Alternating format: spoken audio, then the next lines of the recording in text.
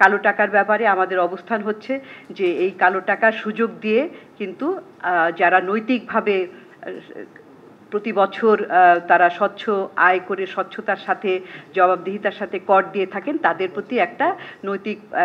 একটা আঘাত বলবো, কারণ তাদেরকে মোরালি একটা ডিসকারেজ করা হয় কিংবা মোরালি ডিমোরালাইজ করা হয়। তো এইটা দুটো জিনিস প্যারালালি চলতে পারে না, কারণ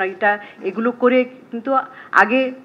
আরও ছিল যে করের হারটাও কম রাখা হতো, এখন করের হার কম বেশি রাখা হয়েছে, কিন্তু তারপরেও আমাদের প্রশ্ন রয়ে গেছে যে এটা থেকে খুব একটা হয় না, আদায় হয় না। যদি এটা থেকে সত্যিকারভাবে আদায় করার ইচ্ছা থাকে তাহলে কিন্তু খুব ড্রাইভ দিতে হবে, খুব প্রোঅ্যাক্টিভলি পদক্ষেপ নিতে হবে যাতে কিনা সত্যিকার অর্থে এটা আদায় করা যায় এবং এটাকে একবার দুবার সুযোগ দিয়ে চিরতরে বন্ধ করে দেওয়া উচিত। উল্লেখযোগ্য এবং চিন্তার বিষয় হচ্ছে যে তিনটি খাত, শিক্ষা, স্বাস্থ্য এবং কৃষি, এই তিনটাতে বার্ষিক উন্নয়ন কর্মসূচিতে টাকার অঙ্কে বরাদ্দ কমানো হয়েছে। সেটা আমাদের কাছে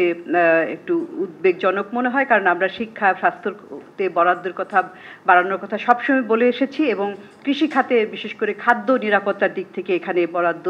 অনেক গুরুত্বপূর্ণ। কিছু কিছু পদক্ষেপ ভালো নেওয়া হয়েছে বিচ্ছিন্নভাবে, কিন্তু দেখা যাচ্ছে যে পুরো একটা হোলিস্টিকভাবে কাঠামোগত পরিবর্তন সেটা লক্ষ্য করা যাচ্ছে না। মনে হচ্ছে যে একই কাঠামোর মধ্যে এখানে একটু বেশি ওখানে একটু কম এরকম করে নেওয়া হয়েছে এবং যে মূল বিষয়টা যে দর্শন বাজেটের, যে এখানে বৈষম্যবিহীন এর কথা সমাজের কথা বলা হয়েছে, সেইটার প্রেক্ষিতে সেটা উদ্দেশ্যটার সাথে বাস্তবে যে পদক্ষেপগুলি নেওয়া হয়েছে সব ক্ষেত্রে সেটা সাযুজ্যপূর্ণ হয় নাই।